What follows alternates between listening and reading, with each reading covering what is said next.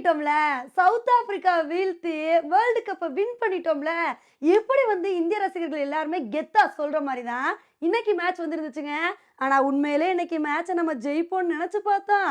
ஏன்னா 15வது over Axar Patel bowling போட்டாரு பாருங்க.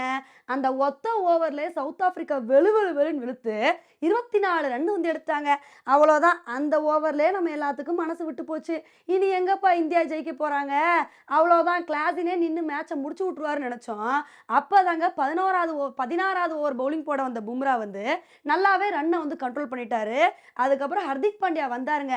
வந்த மனுஷன் நல்லா வெளு வெளு வெளுன்னு வெளுத்துட்டு இருந்த கிளாஸினோட விக்கெட்ட எடுத்தாரு. அந்த ஓவர் தாங்க அப்படியே டர்னிங் பாயிண்ட்டா மாறிடுச்சு.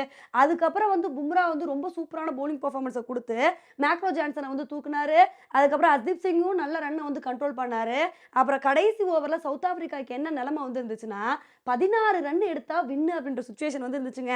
அந்த பிரஷரான சிச்சுவேஷன்ல தான் ஹர்திக் பாண்டியா பவுலிங் போட வந்தாரு. வந்த மனுஷன் ஒரு சூப்பரான பால போட்டு ரொம்ப அழகா டேவிட் மில்லர தூக்கிட்டாருங்க. இதுல இந்த விக்கெட்ட ஹர்திக் பாண்டியா எடுத்தாருன்னு சொன்னத விட, சூரியகுமார் யாதவ் தான் இந்த விக்கெட்டுக்கு காரணம் அப்படின்னு சொல்லணுங்க. ஏன்னா ஆல்மோஸ்ட் 6 போன பால வேற லெவலா எகிறி குதிச்சு கேட்ச பிடிச்சு அப்படியே மேட்ச மாத்தி விட்டுட்டாரு.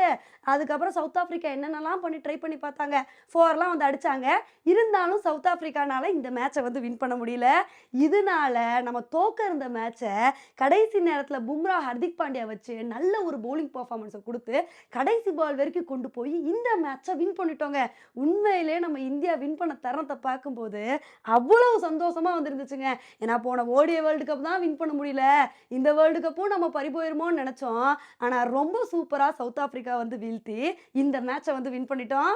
உண்மையிலே நம்ம இந்த மேட்ச இவ்ளோ தூரம் வின் பண்ணியிருக்கோம்னா, இதுக்கு காரணம் இன்னைக்கு பும்ரா போட்ட பவுலிங்கும், கடைசி நேரத்தில சூரியகுமார் யாதவ் பிடிச்ச கேட்சும் தாங்க. ஏன்னா சூரியகுமார் யாதவ் மட்டும் அந்த கேட்ச விட்டிருந்தாருன்னு வச்சுக்கோங்களேன், சவுத் ஆப்பிரிக்கா இந்த மேட்ச ஈஸியா ஜெயிச்சிருப்பாங்க. ஏன்னா அந்த பால் 6 போயிருக்கும். ஆனா அந்த ஒரு டஃப்பான கேட்ச பிடிச்சனால தான், அப்படியே மேட்ச் மாறி போய் ரன் கண்ட்ரோல் ஆகி, ஈஸியா இந்த மேட்ச நம்ம வின் பண்ண முடிஞ்சுங்க.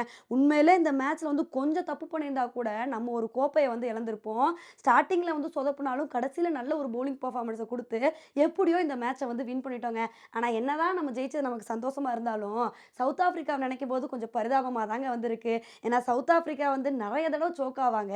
இந்த தடவ ஸ்டார்டிங்லயே நல்ல ஒரு பெர்ஃபார்மன்ஸ குடுக்காம சோக் ஆயிருந்தாங்கன்னா பரவால்ல. மேட்ச வின் பண்ண ஸ்டேஜ்க்கு வந்துட்டாங்க. 30 பால்ல 30 ரன் எடுத்தா வின் அப்படின்ற சிச்சுவேஷன் இருந்துச்சு. இத பார்த்தோனே நம்மலாம் ஒரு கட்டத்துல என்ன நினைச்சோம்னா, மேட்ச் பார்க்கறது வேஸ்ட்ப்பா. சவுத் ஆப்பிரிக்கா தான் முதல் முறையா ஜெயிக்க போறாங்க. நம்மனால சவுத் ஆப்பிரிக்கா ஜெயிக்க போறாங்கன்னு சொல்லிட்டு, அந்த மாரி தான் நம்ம நெனச்சிட்டு இருந்தோம்.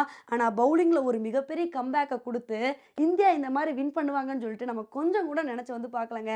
ஆனா உண்மையிலே இவ்வளோ வருஷம் கழிச்சு கப் அடிக்கிறது நம்மளுக்கு அந்த அளவுக்கு ஒரு சந்தோஷமா இருக்கு.